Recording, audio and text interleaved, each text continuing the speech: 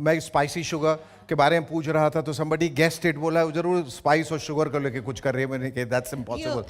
पूनम जी, पूनम सचदेवा जी, ये बताइए spicy sugars के बारे में, how is it only Agra specific या इसका प्लेटफॉर्म इससे बड़ा है? एक्चुअली ये क्लब मैंने बनाया, मेरे माइंड में ये था कि a woman should be a perfect balance of spice and sugar.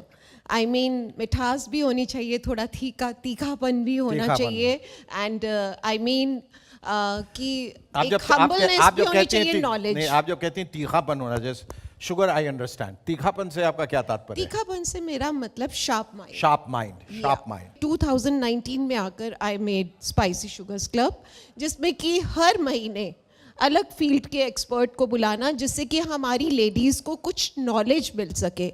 You know क्या है कि लेडीज़ को ना किटीज़, कार्ड्स पार्टी और गॉसिपिंग, इन सब में इंटरेस्ट ज़्यादा होता है सॉरी, बट आज की महिला बहुत बदल रही है।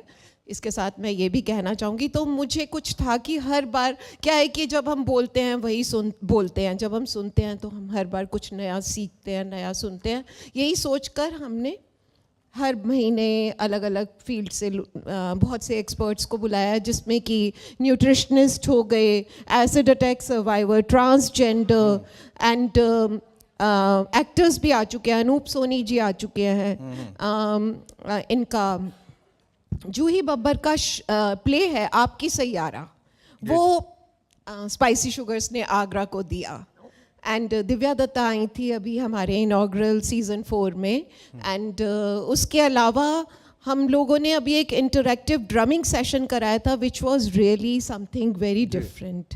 सो वी आर ट्राइंग कि हम सोसाइटी को कुछ दे सकें, लेडीज़ को कुछ नया दे सकें, एटलीस्ट जब वो घर जाएं तो उन्हें लगे कि वो कुछ सीख कर जा रही है। बहुत अच्छी कल्पना है और मेरे ख्याल से बहुत अच्छा प्रयास है कि आपने महिलाओं के बारे में इतना सोचा है। मैंने कहा कि शादी के बाद अक्सर ऐसा होता था कि जो एम्बिशियस महिलाएं होती थी, जो बहुत कुछ सोच के आई थी कि मुझे ये करना है वो करना है, कभी कभी एक ऐसे दायरे में बंध जाती थी या बांध दी जाती थी जहां वो अपने एम्बिशन को या अपने शौक़ को, अपने हॉबीज़ को, बहुत सारी चीज़ें जो करना चाहती थी वो करने से रोक दिया जाता था उनको एक तरीके से पारिवारिक एक दायरे में बांध दिया जाता था, और फिर वो कार्ड पार्टीज और किटी पार्टी शुरू हो जाती थी, और उनका पूरा का पूरा इल्म, उनका पूरा का पूरा हुनर, उनका पूरा का पूरा टैलेंट जो है वो बर्बाद हो जाता था। तो आपने एक पूरा एक फील्ड उनके लिए खोल दिया है जहां she feels liberated, she feels happy to pursue हर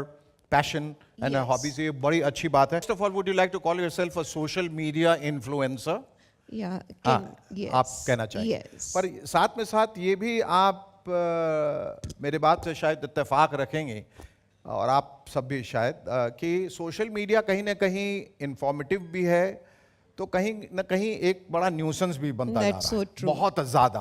उसमें तरह तरह के विचित्र लोग अजीबो गरीब हरकत करके डालते रहते हैं। उसमें जो मीनिंगफुल चीज़ें हैं वो भी कभी गुम जाती हैं या बेमानी लगती है। लोग कहते हैं यार हटाओ यार, सब दुनिया भर के लोग यहाँ फिलॉसफी झाड़ते रहते, दुनिया भर की उलूल जुलूल हरकत करते रहते हैं, वो हमें देखना ही नहीं है। आपने कभी ऐसा फेस किया है चैलेंज? बहुत ज़्यादा।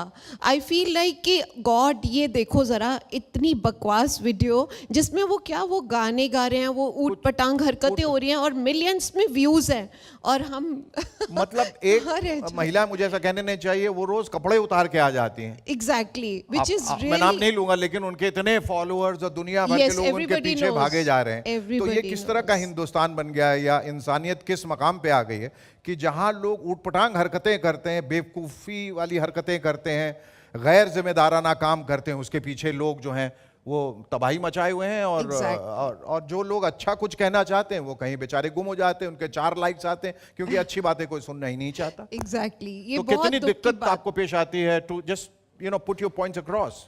I mean, मुझे भी शुरू में लगा, मैं एक्चुअली क्या है कि मैं खुद को इम्प्रूव कर रही हूँ, मैं ना अब इधर देख रही हूँ ना मैं उधर देख रही हूँ।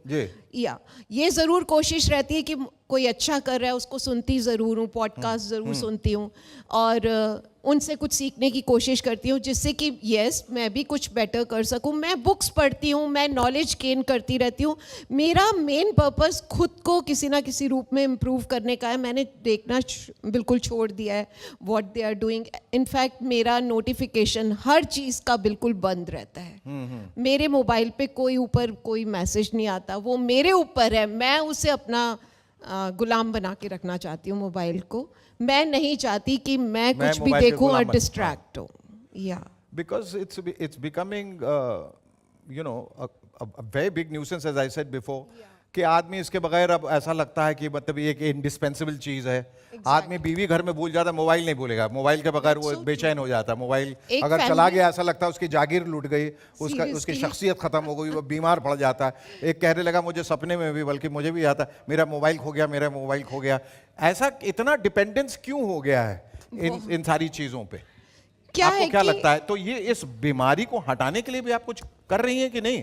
नहीं, इसके ऊपर भी मैंने कुछ वीडियोस तो ज़रूर बनाए हैं कि थोड़ा सा हमें टाइम जो है वो इस पे लेस स्पेंड करना चाहिए, लोगों के साथ ज़्यादा से ज़्यादा मिलना चाहिए। लेकिन उसमें भी है कि आप जिन लोगों से मिल रहे हैं वो कहीं टॉक्सिक पीपल ना हो। अपने जो आपके जिनके साथ में आपकी वेवलेंथ मिलती है उनके साथ मिलें, और कुछ ना कुछ क्रिएटिव करेंगे ना अगर आप, तो आप अपने मोबाइल की तरफ कम देखेंगे। मैं तो लेडीज़ के लिए भी यही बोलती हूँ। मुझे लगता है कि कभी कभी इससे भी एक व्रत लेना चाहिए, चाहे 2 घंटे का सोच लें, 4, जी ज़्यादा लंबा ना लिया जाए कि 2 घंटे का मेरा जो है मैंने इसको उठाना भी नहीं है। जी। अपने दृढ़ निश्चय पे हम जैसे अगर डिनर टाइम पे सब बैठे हैं तो कोई भी नहीं उठाएगा फ़ोन, सभी लोग अपना साइड में रखेंगे। हम थोड़ी थोड़ी कोशिशें अपने घर से स्टार्ट कर सकते बताइए, कुछ संदेश है आगरा वालों के लिए और तमाम महिलाओं के लिए? एक आखिरी सवाल। महिलाओं के लिए तो मैं यही कहना चाहूँगी, सबसे बड़ी बात तो ये है कि पिछले 10-15 साल में बहुत चेंज आया, ड्रास्टिक चेंज आया। मैं हर लड़की को देखती हूँ, they have become career oriented. मतलब हर किसी को एक करियर को लेकर जो उनके अंदर एक जुझारूपन है वो बहुत ज़बरदस्त है। लेकिन हमारी एज की महिलाएं जो हैं वो अभी तक थोड़ी सी दिग्भ्रमित हैं। मतलब कुछ बहुत अच्छा काम कर रही हैं, कुछ अभी भी सोच रही हैं, मतलब कोई पर्पस नहीं है लाइफ का। एंड आई फील कि हर महिला के पास एक पर्पस ज़रूर होना चाहिए। बहुत खुशी की बात है आपको आपके फादर के नाम से जाना जाए, आपको आपके हस्बैंड, आपके बच्चों के नाम से जाना जाए।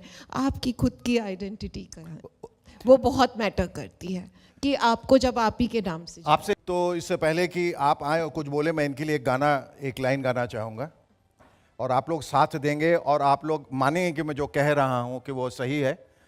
जुल्फे हैं जैसे कांधों पे बादल झुके हुए, आंखें हैं जैसे मैं के प्याले भरे हुए, जाने बाहर तुम किसी शायर का ख्वाब हो, चौदहवीं का चांद हो या आफताब हो, जो भी हो तुम खुदा की कसम लाजवाब हो। Thank you so much. You simply made my day. Oh my God. I'm just speechless. Thank you. Thank you so much. मैं एक बात और कहना चाहूँगी जी। कि हर इंसान की डिज़ायर्स बहुत सारी होती है जी। लेकिन जो डेस्टिनी में होता है वही डिज़र्व करता है वो, लेकिन कभी कभी डिज़ायर से ज़्यादा डिज़र्व कर लेता है जब वो उस पर काम करता है। बहुत बहुत fantastic. Thank you. Can we have the memento, please? Thank you.